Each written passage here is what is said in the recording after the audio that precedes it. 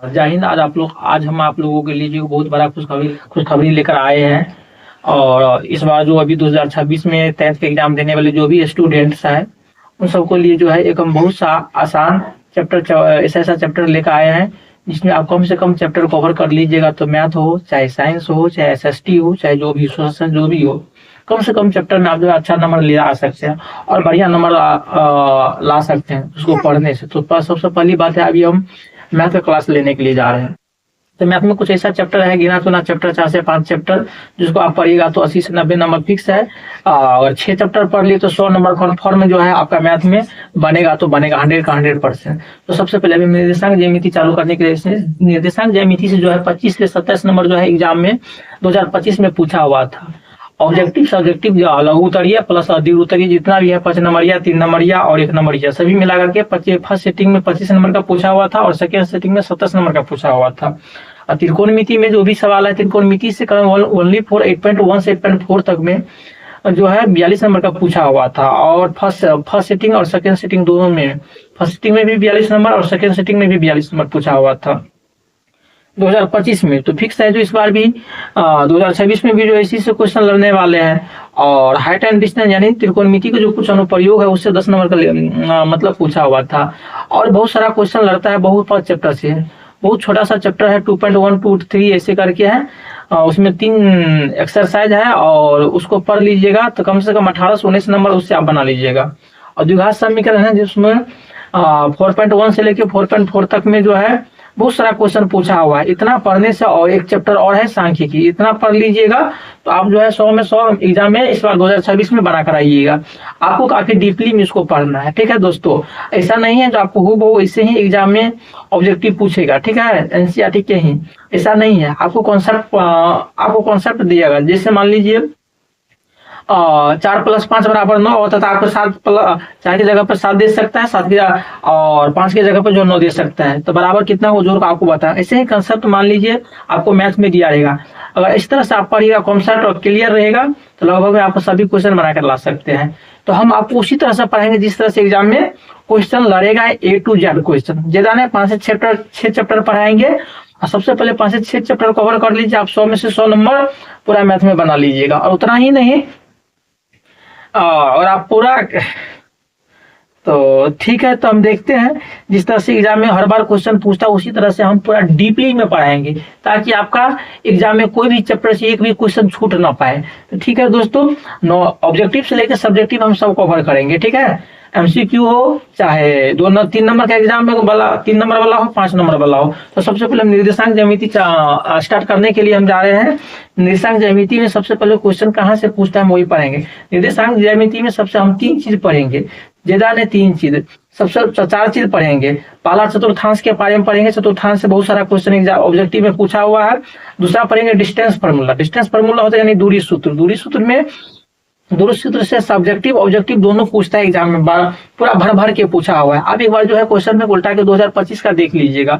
और एक होता है विभाजन सूत्र जिसको हम इंग्लिश में कहते हैं सेक्शन फार्मूला, ठीक है, उससे भी बहुत सारा क्वेश्चन लड़ा हुआ है। एक होता है त्रिभुज का क्षेत्रफल जिसको हम एरिया ऑफ ट्रायंगल कहते हैं, उससे भी बहुत सारा कहते हैं। तो सबसे पहले हम चतुर्थांश के बारे में जानते हैं, फिर डिस्टेंस फार्मूला के बारे में जानेंगे, फिर हम सेक्शन फार्मूला के बारे में जानेंगे, फिर एरिया ऑफ ट्रायंगल के बारे में जानते हैं। तो सबसे पहले चलिए हम चतुर्थांश के बारे में जानते हैं। निर्देशांक ज्यामिति हम स्टार्ट कर रहे हैं, क्लास 10th का है।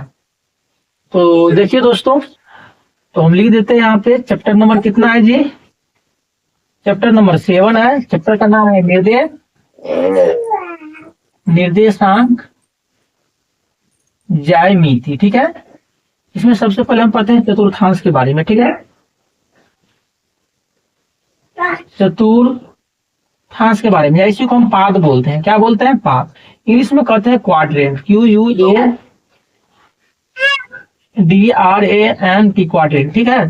तो देखिए यहाँ पे हम कितना पढ़ने का चतुर्थांश के बारे में। चतुर्थांश के बारे में जानने के लिए हम सबसे पहले क्या करेंगे, एक हॉरिजॉन्टल लाइन खींचेंगे यानी क्षैतिज रेखा खींचेंगे, ठीक है।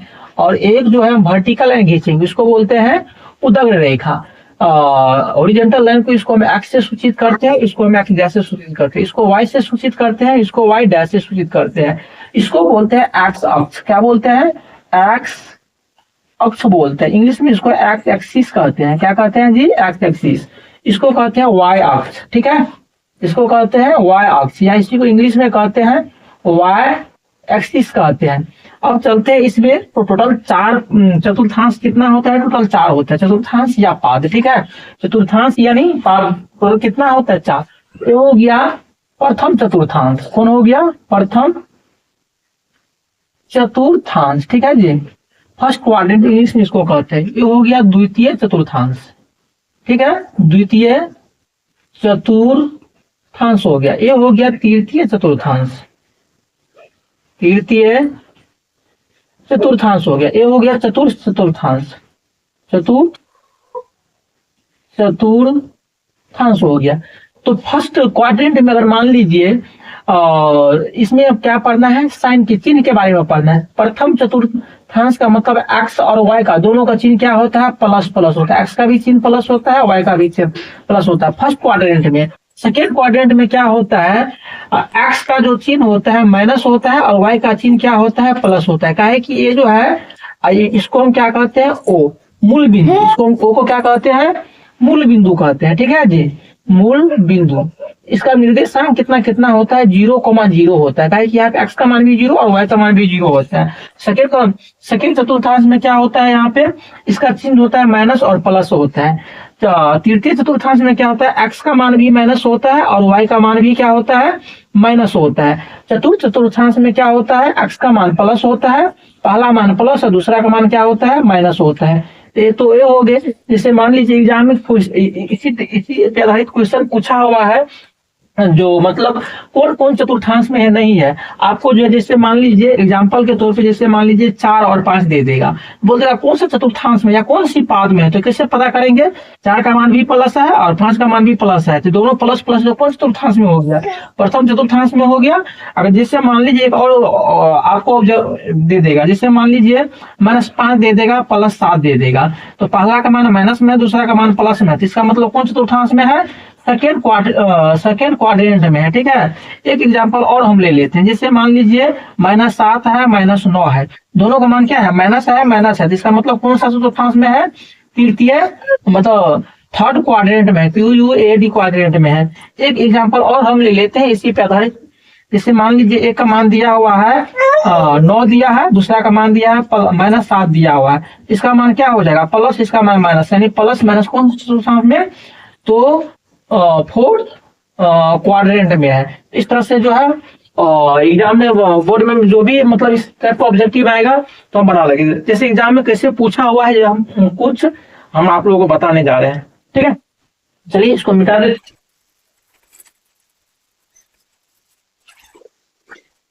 जिसे देख लीजिए, आपको पूछा हुआ है 2012 में क्वेश्चन पूछा हुआ था। पहला क्वेश्चन है, ये 2012 में पूछा हुआ था। पहला क्वेश्चन है, बिंदु -4,3 की स्थिति किस पाद में है। पहला नंबर ए ऑप्शन दिया हुआ है प्रथम पाद दिया है, ठीक है। बी नंबर में दिया है द्वितीय, क्या दिया है जी, द्वितीय पाद दिया है। 3 नंबर में दिया हुआ है, सी नंबर में दिया हुआ है तृतीय पाद में, और डी नंबर में दिया हुआ है चतुर्थ पाद में दिया हुआ है। अब देखिए, सबसे पहले यहाँ पे इसको हम बनाकर देखते हैं। ये -4 है और 3 है, ठीक है जी।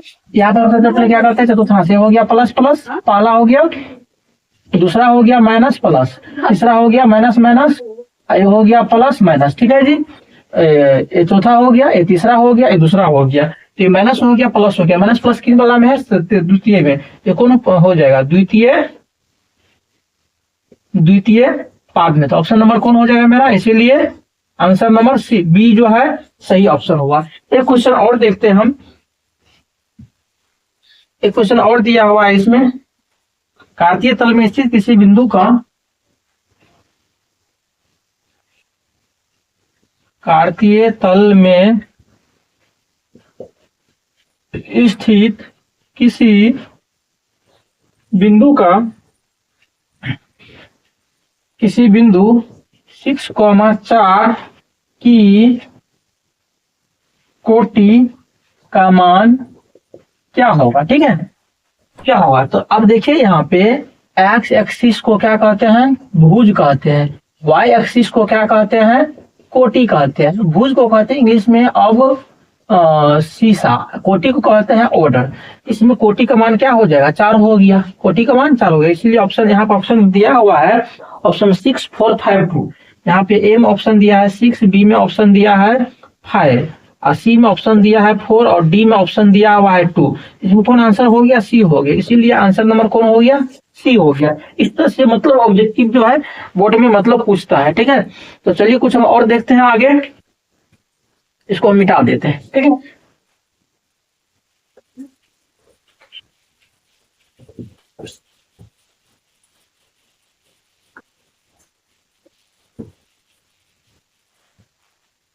कुछ क्वेश्चन यहाँ पर और दिया हुआ है।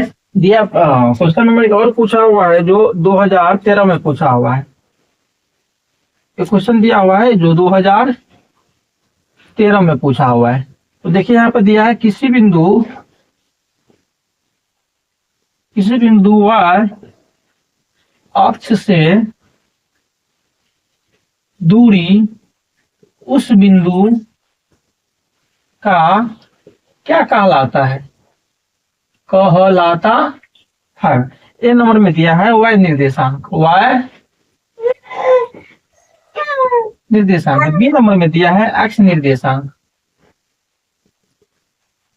सी नंबर में दिया है कोटि और डी नंबर में दिया है भुज दिया हुआ है। तो आप देखिए यहाँ पे y अक्ष पर उस बिंदु क्या कहलाता है? तो y अक्ष पे क्या कहलाता है? x निर्देशांक कहलाता है। ठीक है, और x अक्ष पे वह बिंदु क्या कहलाता है? y निर्देशांक कहलाता है। तो इसीलिए ऑप्शन नंबर कौन हो जाएगा? बी हो जाएगा। ठीक है, तो चलिए अब आगे चलते हैं। कुछ और क्वेश्चन दिया हुआ पाथ से रिलेटेड यहाँ पर, जिससे मान लीजिए दिया हुआ है, कुछ क्वेश्चन दिया हुआ है दिया है 2√3, -√2 मतलब कौन सी मतलब पाद में है, यानी कौन सी पाद है कि पहला प्लस हो गया दूसरा माइनस हो गया। तो प्लस माइनस कौन वाला हो गया? द्वितीय में हो गया जी। कौन वाला में हो गया?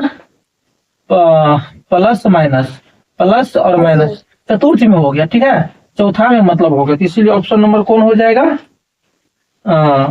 ऑप्शन नंबर कौन हो जाएगा इसका? डी हो जाएगा। फिर एक और क्वेश्चन पूछ दिया हुआ है 4 और 3 किस पाद में है? किस पाद में है? 4 और 3 किस पाद में? दोनों का मान क्या है? प्लस प्लस है। प्लस प्लस दोनों में किस में रहता है? प्रथम में, प्रथम क्वाड्रेंट हो गया। तो और क्वेश्चन यहाँ पे देखिए पूछा हुआ है, हम आपको दिखा रहे हैं।